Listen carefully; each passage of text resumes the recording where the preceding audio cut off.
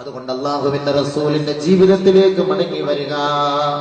ഹബീബായ റസൂലുള്ളാഹി തങ്ങൾ നമുക്ക് പഠിപ്പിച്ചു തന്ന ജീവിതം എന്താണ്?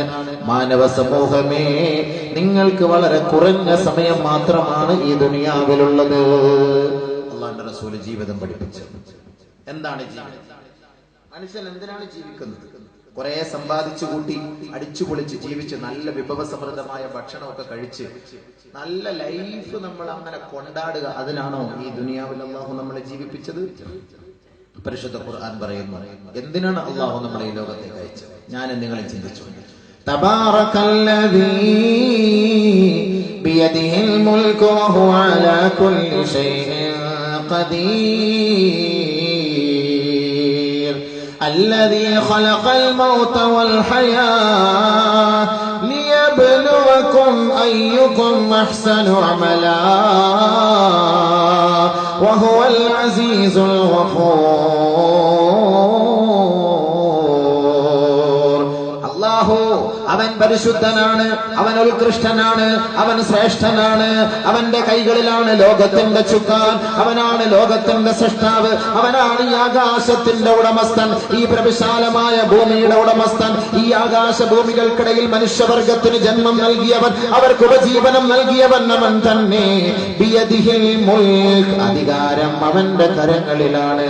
വഹുവ അലാ കുല്ലി ഷൈഇൻ ഖദീർ, സകലമാന വസ്തുക്കളെ സൃഷ്ടിക്കാൻ കഴിവുള്ളവൻ അവനാണ്, സകലമാന വസ്തുക്കളെ നിയന്ത്രിക്കാൻ കഴിവുള്ളവൻ അവനാണ്, സകലമാന വസ്തുക്കൾക്ക് വേണ്ട സൗകര്യങ്ങൾ ചെയ്തു കൊടുക്കാൻ കഴിവുള്ള തമ്പുരാനവനത്രേ.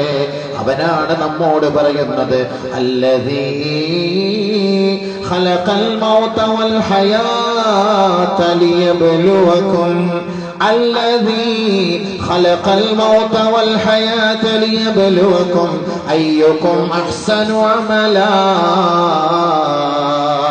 وهو العزيز الغفور.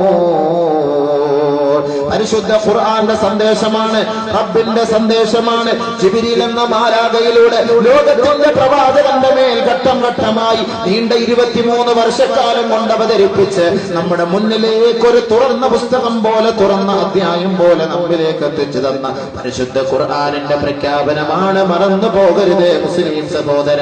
നമ്മുടെ കാറ്റലോഗാണിത്, നമ്മുടെ വഴികാട്ടിയാണിത്, നമ്മുടെ മാർഗദർശനം നൽകുന്ന ഗ്രന്ഥമാണ്. അത് വിശ്വസിക്കുന്നവർ മുസ്ലിമീങ്ങളാണ്, അത് മുഅ്മിനീങ്ങളാണ്, അത് മുത്തഖീങ്ങളാണ്. പരിശുദ്ധ ഖുർആനിന്റെ വഴികളെ അനുധാവനം ചെയ്യുന്നവർ, സംശയമില്ലാതെ വിശ്വസിക്കുന്നവർ അവരെന്ന പരിശുദ്ധ ഖുർആൻ. അലിഫ് ലാം മീം ദാലികൽ കിതാബ് ലാ റൈബ ഫീഹി ഹുദൽ ലിൽ മുത്തഖീൻ الذين يؤمنون بالغيب ويقيمون الصلاة ومما رزقناهم ينفقون. ഈ പരിശുദ്ധ ഗ്രന്ഥം വള്ളിപുള്ളി വിവർഗ വിവരണ വ്യത്യാസമില്ലാത്ത ഗ്രന്ഥം, ആരുടെയും കൈകടത്തലുകൾക്ക് വിധേയമാകാത്ത ഗ്രന്ഥം, ആർക്കും സംശയം പ്രകടിപ്പിക്കേണ്ടാത്ത ഗ്രന്ഥം, ഒരിക്കൽ പോലും സംശയമോ വൈരുദ്ധ്യമോ ഇല്ലാത്ത ഗ്രന്ഥം. ഇത് വിശ്വാസികളെ, ഭക്തജനങ്ങളെ, മതബോധമുള്ളവരെ, മതഭക്തന്മാരെ, നിങ്ങൾക്കുള്ള വഴികാട്ടിയാണ്, വഴികാട്ടിയാണ് ഈ പരിശുദ്ധ ഖുർആൻ. ആരാണ് അവർ? ആരാണ് ആ സജ്ജനങ്ങൾ? ആരാണ് ആ വിശ്വാസികൾ? ആരാണ് ആ മതഭക്തന്മാർ? അല്ലദീന യുമിനൂന ബിൽ ഗൈബ്, അദൃശ്യത്തെ കൊണ്ട് അവർ വിശ്വസിക്കുന്നവരാണ്. നാളെ ഒരു വിചാരണയുണ്ടാകും, നാളെ ഒരു മഹ്ശർ ഉണ്ടാകും.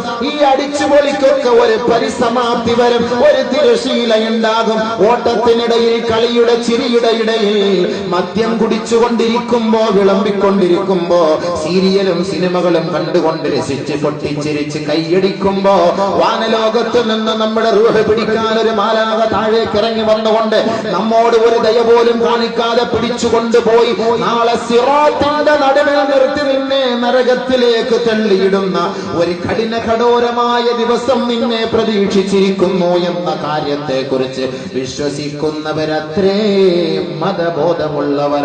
ആ വിശ്വാസമില്ലാത്തവർ മതബോധമുള്ളവരെ അല്ല. അതാണ് അല്ലാഹു പറഞ്ഞത്. ഈ ഖുർആനിലുള്ള വസ്തുക്കളെ കൊണ്ട്, ഈ ഖുർആനിലുള്ള ആയത്തുകളെ കൊണ്ട്, ഖുർആനിന്റെ അധ്യായങ്ങളെ കൊണ്ട് വിശ്വസിക്കുന്നവർ അല്ലദീന യുഅ്മിനൂന ബിൽ ഗൈബ്, അദൃശ്യത്തെ കൊണ്ട് വിശ്വസിക്കുന്നവരാണ് പരിശുദ്ധ ഖുർആനിന്റെ വക്താക്കൾ. ഖുർആനിനെ അംഗീകരിക്കുന്നവർ അവരാണ് മുത്തഖീങ്ങൾ, അവരാണ് യഥാർത്ഥ വിശ്വാസികൾ. അവരുടെ ഉത്തരവാദിത്തം എന്താണ്? പള്ളിയിൽ നിന്ന് ബാങ്ക് വിളി കേൾക്കുമ്പോൾ നമസ്കരിക്കാതിരിക്കാൻ അവരെ കൊണ്ട് സാധ്യമല്ല. പള്ളിയുടെ മിനാരത്തിൽ നിന്ന് ബാങ്കിന്റെ മധുരമായ മൊഴി കേൾക്കുമ്പോ തന്റെ ശ്രവണപുടത്തിലൂടെ അത് തളച്ചു കയറുമ്പോ അവർക്ക് സംസാരിക്കാനോ അവർക്ക് ജോലി ചെയ്യാനോ കച്ചവടം ചെയ്യാനോ ഉറങ്ങാനോ അവരെ കൊണ്ട് സാധ്യമല്ല.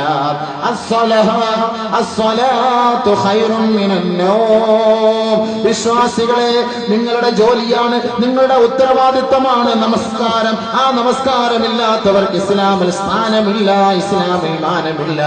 കേവലം ഒരു നാമധാരിയായ മുസ്ലിമായി ജീവിച്ച് മരിക്കരുതേ മുസ്ലിമേ. ഒരാൾ നബിയിനാ റസൂലുള്ളാഹി തങ്ങളുടെ ഹദറത്തിലേക്ക് കടന്നു വരികയാണ്. അന്ന റജുലൻ ജാഅ ഇലൻ നബി സല്ലല്ലാഹു അലൈഹി വസല്ലം, ഹബീബായ തങ്ങളുടെ സവിധത്തിൽ കടന്നു വന്നുകൊണ്ട് ചോദിക്കുന്നു, അയ്യുൽ അഅമാലി അഹബ്ബു ഇലല്ലാഹി യാ റസൂലല്ലാഹ്. നബിയെ, അല്ലാഹുവിന് ഏറ്റവും ഇഷ്ടപ്പെട്ട കർമ്മം ഏതാണ്? അള്ളാഹു ഇഷ്ടപ്പെടുന്ന ജോലി ഏതാണ്? അള്ളാഹു ആഗ്രഹിക്കുന്ന ജോലി ഏതാണ്? അള്ളാഹ്ക്ക് ഏറ്റവും കൂടുതൽ വിശ്വാസികളോട് സ്നേഹമുള്ള കർമ്മം ഏതെന്ന് നബി തങ്ങളോടൊരു സഹാബി ചോദിച്ചപ്പോ അള്ളാഹുവിന്റെ റസൂലിന്റെ മറുപടി അസ്സലാം.